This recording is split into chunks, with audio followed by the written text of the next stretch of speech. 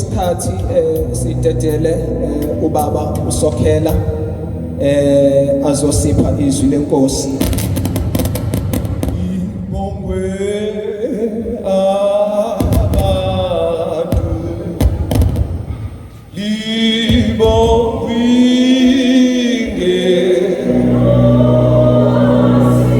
alikho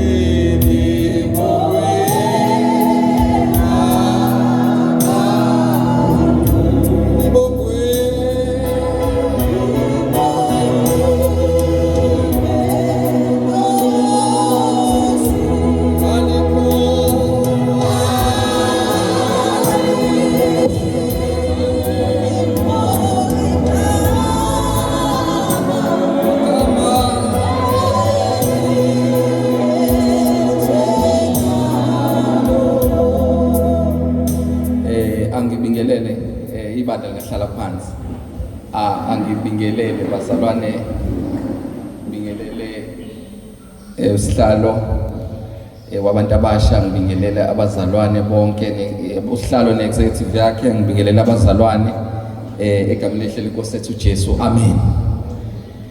uKristu inkosi, uKristu uyinkosi. Ngiyaxolisa abazalwane ngesikhathi, ngiyaxolisa kakhulu ngesikhathi mntaka Blose kukhona omunye umsebenzi uNkulunkulu anginike wona, so manje uyangiphoqa ukuthi ngingabikho kule province ngihambe immediately ngisuka la ekhaya, but I could not disappoint and not pitch up for the appointment ngoba ngiyamrespecta kakhulu uNkulunkulu ukuthi akakhombi njengomuntu, so benohlelo lakhe lokuthi sohlangana kanje. Ngiyambonga kakhulu uNkulunkulu ngaleli thuba.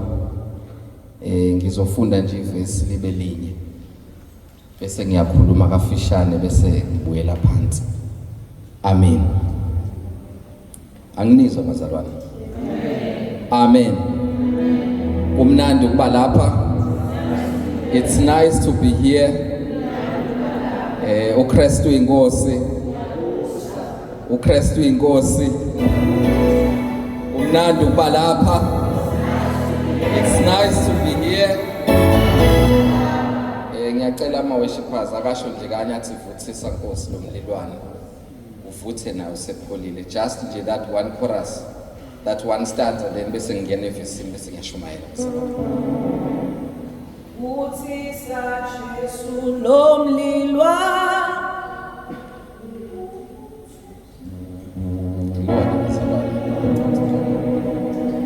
Angikwazi ukulinda kuzosuke ngikhiya.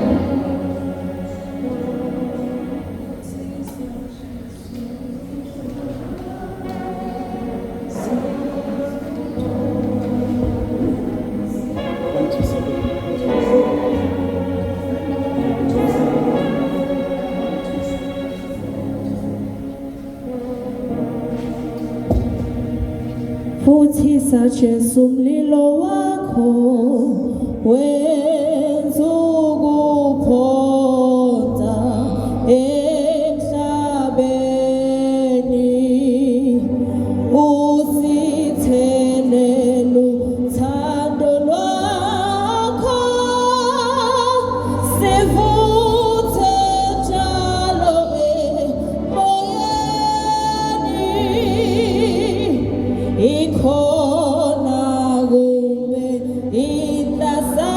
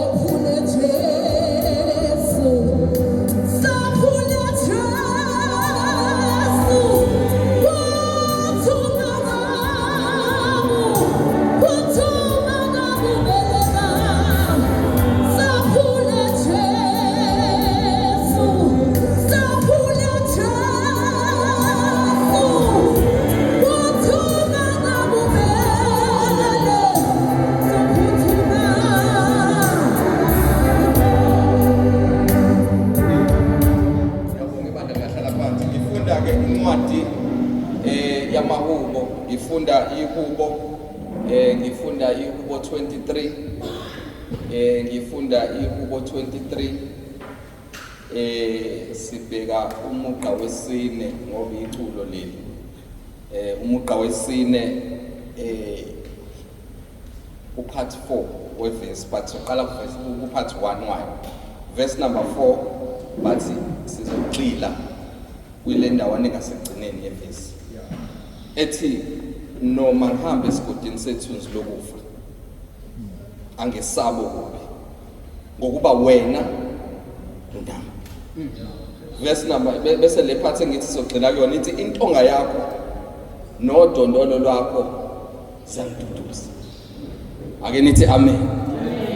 Now mhlawumbe mntaka Blose before sifike la ngoba sizothandaza kwiministry kaJesu uma uqaphela abafundi iBhayibheli izokufundisa ukuthi kuzona zonke izinto specifically abayicela kuJesu ithi iBhayibheli bazwakala bethi Nkosi sifundisa wena ukuthandaza. Awu amen bazalwane. Abasho ukuthi Nkosi sifundisa ukucula kodwa bazwakala bethi Nkosi sifundise ini ukuthandaza ngoba into yokuthandaza into ezobaleka ohambweni. Now uma becela enkosini ukuthi lesipho ungayishiya zonke ezinye zibe izipho ezikamoya kodwa leso kuthandaza sicela ukufundiswa wena. Awu amen bazalwane. Ngoba umuntu angahluleka Blose ukushumayela, umuntu angahluleka ukucula kodwa ngeke akwazi ukuhluleka ukuthandaza. Ngoba into yokuthandaza bazalwane iwumongo wokukholwa. Ingakho sihlele sibuza ukuthi bazalwane liphila kanjani ikholo elingathandazi? Okusho ukuthi imoto engena petrol. Because umongo wokukholwa bazalwane unike empilweni yomuntu nomthandazo. Enye izinto bazalwane eyenza sihloniphe isikhathi ukuthi uma sike sabeka isikhathi ingelosi siyahlonipha isikhathi. Kunabantu bazalwane abayibekela bona isikhathi sokuthandaza esu7 and ingelosi ziyathembeka zidilike ngo7 zizojoyina umthandazo bese zifika ku-TV.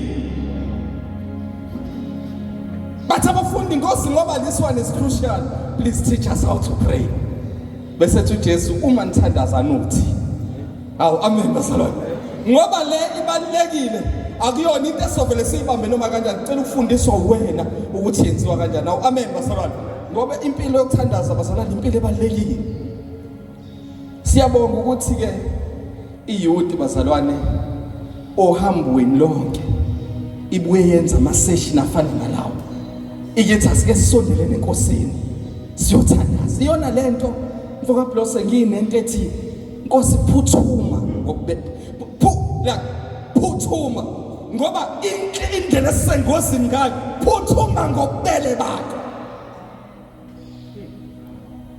And uzubona ukuthi sengozini bazalwane uzubona sengozini uSathane usebenza ngokusheshsha ngoba uyazi isikhathi sakhe sinjani sincane.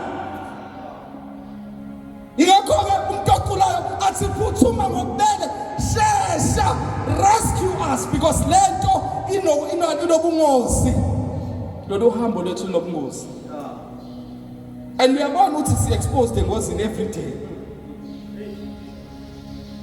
Ingakho-ke athi phuthuma ngani ngokubele sheshisa Nkosi sheshisa Nkosi because we are dying and let iyaphuthuma ngoba lo onjani olwa nathi uyazi ukuthi isikhathi sakhe siyani sincane basalwane and uyabona ukuthi ulwa nabantu and uSathane uhlakaniphile akali nanoma nobani ulwa no best basalwane. Umuzi umuntu eshaya ingoma yasekhaya eshaya bazalwane endaweni eronke ubona ukuthi kucula ingoma yaseSiyoni le kodwa icula bazalwane basalwane.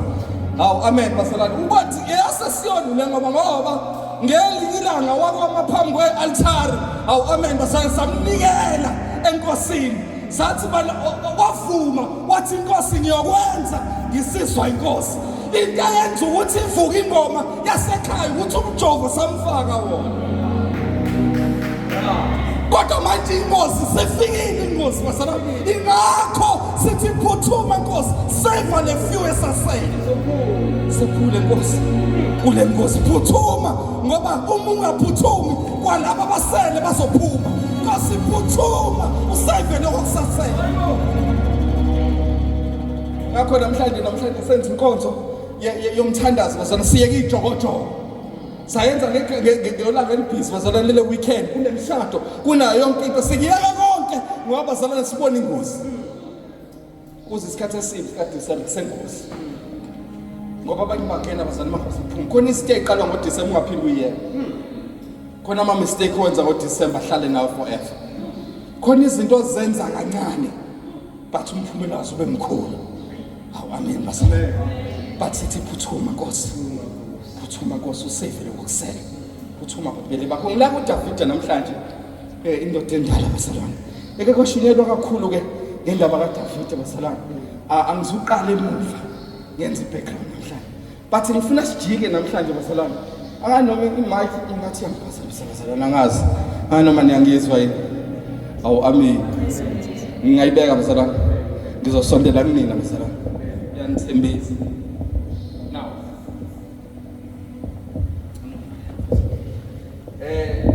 Bazalwane uDavide lapho uthi noma ngabe esigodini sethu lokufa angesabo ngoba wena njani unani besethi intonga yakho nodondolo lwakho siyakududuza uma ungangizwa namhlanje ngicela siphume lento ethi intonga nodondolo kwenze njani siyakududuza. Now uDavide ke as humanist and he is the writer of the psalm. Now, uma umbhalo wehubo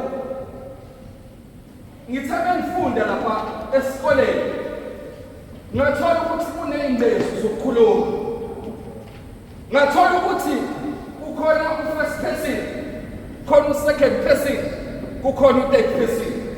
Now uma efika kule verse from wonke amavesi aseqaleni ngoba ngiyashona ilanga besingaqala kona uma efika la ethi intonga yakho nodondolo luyangiduduza uyasuka uDavide kuyikhulumeleni yena ne-relationship yakhe noMalusi kodwa khulume nge-relationship yemvu noMalusi. Awu angangizwa basala. Let's go to film. Nizongizwa basala. Amen. Bese sithethe. Now uthi uDavide intonga nodondolo lwakho kuyangiduduza. Now uDavide akakhulumeli yena kodwa ukhulumela imvu eduduzwa yilezi zimvu ngey'mbili ezazinomsebenzi othile empilweni yomuntu omele sikwa-Israyeli. Awu amen bazalwane.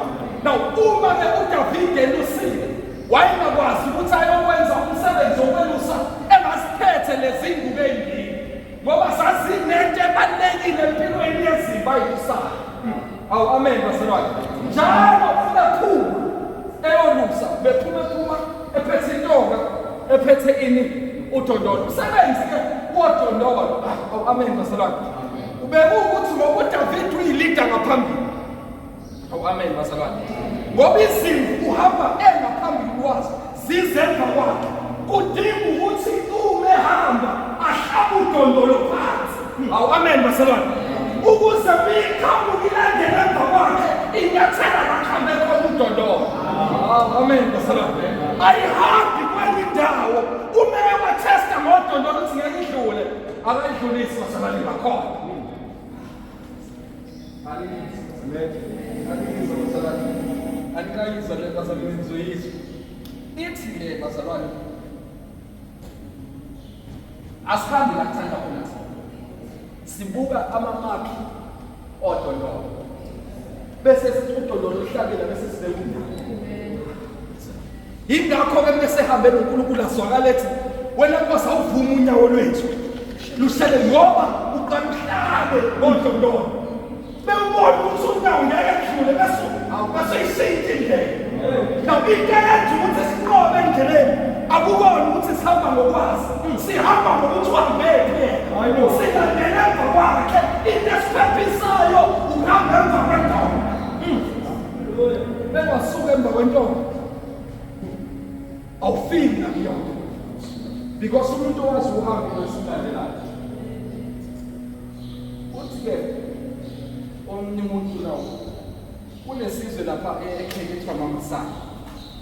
AmaMasayi, there's something very powerful ayenzayo.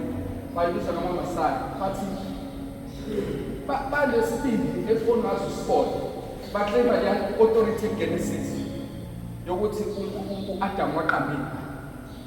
Uma amabhubesi esebambile ibhafalo or whatsoever lelathini elidla amabhubesi elidla mhlambe u6 or 7 edla leli bhafalo. AmaMasayi isizwe leso siyakwazi ukusuka siqoqana siqonde kona amabhubesi siyothatha le nto ayidlayo. Hey, bazalwane kwesindlela strong ngayo ngisho esinilwana ayisondeli. But AmaMasayi aneskill esodwa. Alikwazi kuya akakwazi umuntu kuye yedwa. Usekukhona okusinya lika. Bese kubakhona abancane abalandela emva kwalo sinya. Uma beapproach ukulona dalisiwayo besithathe makubesini. Lo olida uhamba phambili. I-instruction ithi nibuka mina anibuki la siyakhona. I-instruction iyodwa amehlelo wabuki la siyothatha khona. Amehlelo abuka mina ngilida ngesikhathi esangela ehlela makubesi ngisho unovalo kodwa ngoba amehlelo abuka lesimlandelayo. Awu amen basabani lalela basabani amehletha wahlala kuJesu ngoba uyena simlandela izinto esisisabayo siyayinqoba ngoba amehletha ngobuzona kodwa kuba lesimlandelayo. Nezinto basabani sivele ihambe njalo ingakho ikhanda bese libhekise phansi sibuka la klabe khona udondolo bese sithi asihambi la ithanda khona sihamba la ehambe khona mayitrace asibona ukuthi unyathelile nalapho sibe unyawo bese sinyathelile nalapho sibe unyawo bese unyawo lwethu akafundishele ngokuthi stile wakuthi sinyathelile. So ngizothi namhlanje singamethemba impilo zethu ngoba mekahambela kusho ukuthi uhambeka. Into eyenza ukuthi ayiteste into before ize kwena yingoba uyakwazi manje ukuthi ungabelana naye. Abantu wayengekavuma abasali balahleke beyibona ngoba besikhathi belahleka abasali babeyopheka nabo kodwa abanye bavuma ngoba intombi ihambe phambili ukuthi bazohamba kule mpilo abasali bengenabo ngoba bazoba nabantu endleleni okuhambo inemibuzo. Awu amen basabanye ubone ukuthi yabona la uNkulunkulu wavuma ukuthi hayi angiphephise lo ngoba ngeke afune. Awu omunye wavumela ngoba ethi ukuthi sokwazi ukuthi njani ukuhlola. Okwesibili intombi le ivuka ngisho ibe signify the authority of the leader or of the shepherd. Ukuthi ukhona isilwane imvu isilwane esithukayo isilwane very delicate esithukayo asidli number 1. Amen. Ngasho manje le director la imvu bazalwane ayiphuzi la izifuna iphuza nginabusayibona. Phuza umfula namanzi aqinile. Ayiphuza amanzi iqele iphuza angekisakwazi ukubona. If ingeke ikwazi ukubona ayiphuzi. I-principle yayo yokudla ithi la ngidla khona kufanele ngisafe. La ngiphuza khona kufanele ngisafe. Angizuphuza la ngizofuna ngiqede khona la. I can see. Now if bazalwane uma wayithatha uyise emanzini adlulayo ayikwazi ukuphuza because anomsini. Iphuze emanzini aqinile because isilwane esithukayo. So uma ifike emanzini aqinile izibona iba comforted bese iyakwazi ukuphuza. Awu amen bazalwane. Uyabona ukuthi zikhona indawo esingakwazi ukungena noJesu sona. Awu amen bazalwane. Bawona ukuthi yabona uJesu bona sale lapha ngaphandle ungena mina ngedwa. Isithi mfai amkwazi. Hey, dawe. Nama invite saya. I'm close because I can't see it. Number 2, umidla idla lapho unothula ayidli lapho unomsindo kodwa umsebenzi kaDavide ukuthi ngesikhathi eyivalela ahamba yofunela idlelo langakusasa. Uma efunela idlelo langakusasa ufika abona ukuthi izobe isafe la izokidla khona. Umsebenzi kaMalusi loyo. Ingakho athi bese bhala uDavide semdala athi wena Nkosi awuzeni awulali. Uyaphuma uyofuna idlelo ngesikhathi usivalele izinto. Uyofuna la izodla khona sibe safe. Ingakho ebusuku lesinele asivulela ama-opportunities akusasa. Bese siya kwesitha Nkosi uyivulile Nkosi wenza ama-means. Hawu uthi uyafika bazalwane ubona ukuthi yazi kade nginikele okweshumi la kodwa le nto engiyidingayo I had 1,000 and nginikele okweshumi kutrunk and le nto engiyidingayo is 1,000. Ufuna ukutshela uNkulunkulu ama-provision. Uyafika wena you need an item of 1,000 rand and uthathe your offering wayiletha enkosini wasala no-900. Inkosi ngama-means ayo fanele wena ufike esitolo into isibi-discount. Lento ngekwazi wena ukuyishintsha kodwa ngoba ukushintsha ukuthembeka kwakhe enkosini. Inkosi ihamba phambili iyolungisa idlelo ozofika kulona essentially right. Because uNkulunkulu cannot disappoint those who are faithful. Okwesithathu ngale ntonga ukuthi uma ekhona nje kufanele ibe khona intonga. Imvu lesikhathi ehamba ibheke phansi loso sehlala phansi ibihamba njalo ivusikale ngoba uMalusi ubeba lapho kude eyilidasini njalo ivusikala what communicates with imvu ukuthi uMalusi usakhona ukuthi ivusikale ibona intonga. Amen. Shoni izothi uma bazalana uhambeni lwestrong call lesisafusame esikhona okusho siqhubeke isimo yenzeka bazalana ukuthi izinto ezi-affectayo around zenza ukuthi ungayiboni inkosi.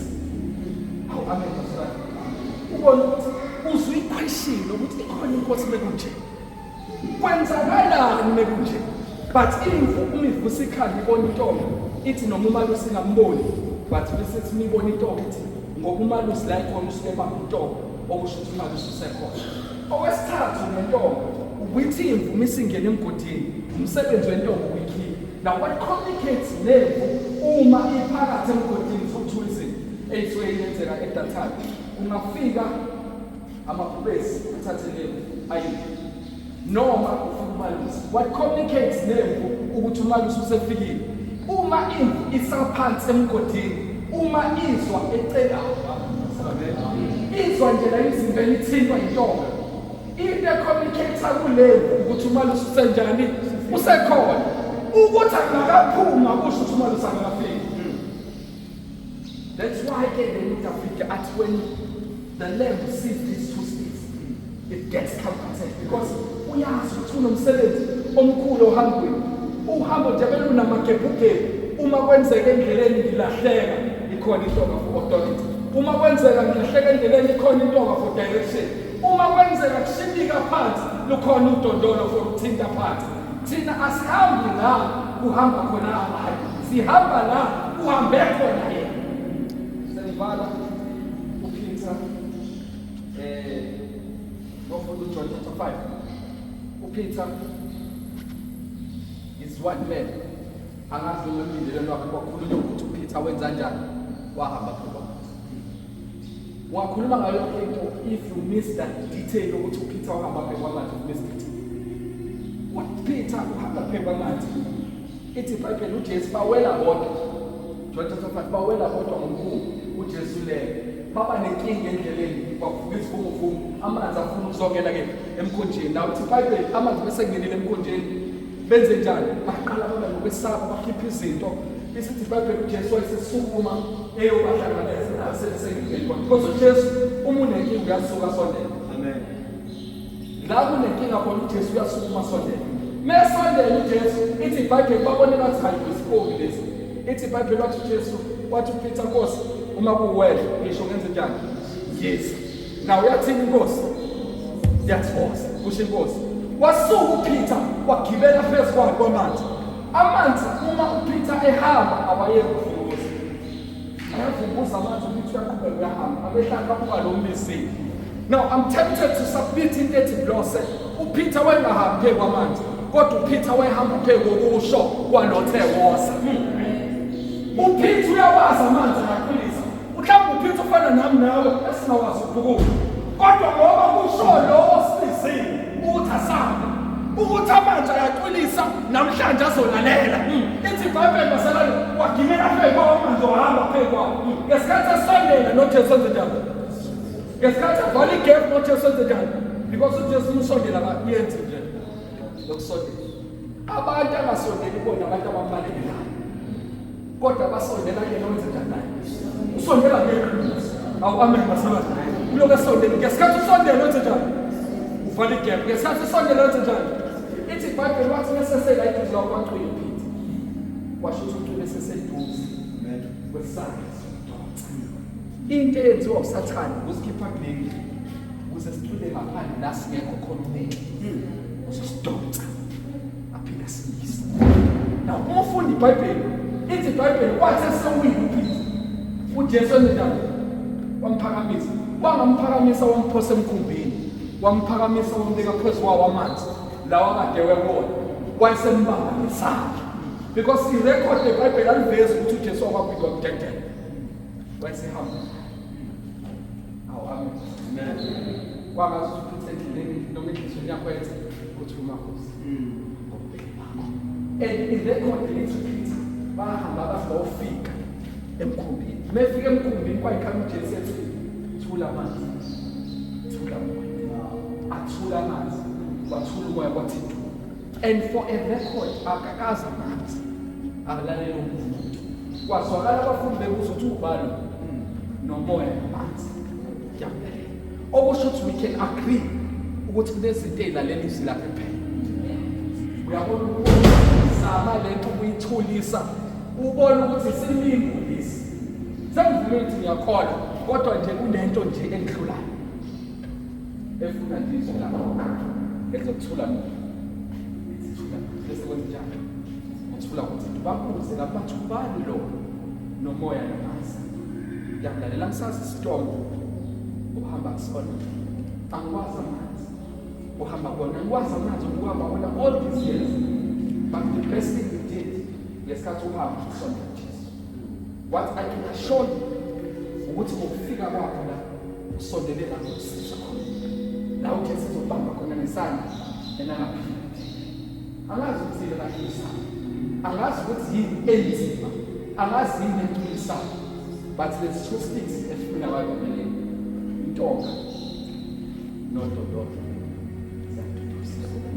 malo simephume ekuseni ebabele izinto ebabudododo ebabudodo iyetuze engathi nawe may find comfort instead ekutheni inkosi uma ukhona umusonde because into ekhalelwa ngisho amantombazane lapha uma kushone umne wabo kushone umngane wabo uLazarus but ukuba ukhona eKristu. So abakhaleli ukufa kwamngane wabo. Abakhaleli ukufa kwabafowabo. But if you were here, the absence of his presence, yona into enomsindo, yona into enzima ungabikho kwakhe. Kodwa uma sibambele izinduku we are assured that he is here. And I can assure you today ukuthi ukhona. Ukhona akasiqoqelanga into engekhona. And akasahlanganisa abantu engenayo appointment nabo. Yazi abanye bazama event, abanye bazohlangana nabo. Abazophuma labahlangana naye impilo yabo ngephindi ifana. Abayihlanganisa lento lakhe akazaba disappointed. Naye basondela ngiyena. That's the same thing that has disappointed. But instead he elevated. Ngakho ngicula kahle. Yithi ngakho yithula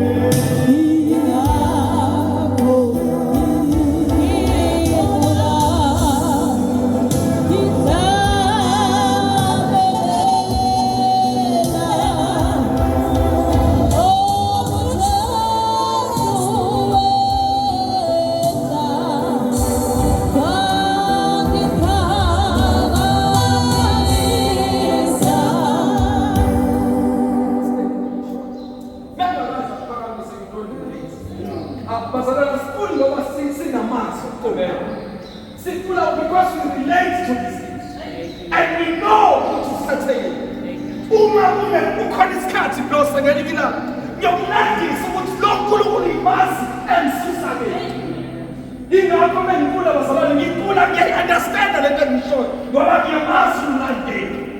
I know now kwi-process yokukususa la ufuna kususa khona. I know ukuthi unento engithandazelayo. Abanye la ngizothandaza process engiyahamba. Abanye la they need an immediate answer. Sithi Nkosi phuthuma. That is our prayer. Ukuthi Nkosi, this is an emergency. I need this. Umthandazo wethu loyo othi Nkosi, please. Ngicela phuthuma ngobheke. Phuthuma, it's bad. Phuthuma, attend to this thing. Njengamanje. Umusho njalo phakathi sithandaza. Uthi Nkosi bazalwane, ngathi mina athenda your immediate need. Engathi mina athi umbhali umesekhuluma bazalwane athi loyo namandla okwenza bazalwane. Onamandla okwenza konke bazalwane. Bathi anganihlangabeza. Wona ukudinga kwenu. At the time of your need, la wona kungekho khona umuntu. La khona izwi kuphela elikhuluma endleleni yakho elithi ayikho vele lento yakho. Ngoba kunezinto obona ukuthi lezi asikwazi ukukhuluma nabazali bethu ngazo. Asikwazi ukutshela ngisho abangani bethu ngoba vele bazosihleka. Vele soba into engelutho. At that time, if you need a voice of reason, engathi uNkulunkulu engaqhamuka. Athi aphuthume ngokubele bese athenge isimo sakho. If that's your prayer, ungaphakama bese ngiyathandaza. Phuthuma ngobela.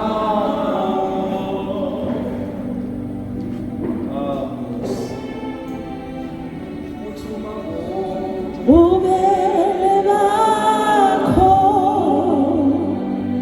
phuthuma ngobele bakho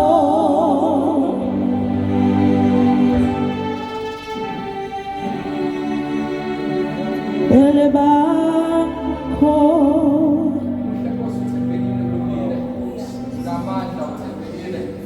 akekho Nkosi njengawe. Akekho Nkosi ongafaniswa nawe. Siyabonga Nkosi ukuthi ukhona izolo. Kade ukhona Nkosi mhlawumbe ungakasekelwa.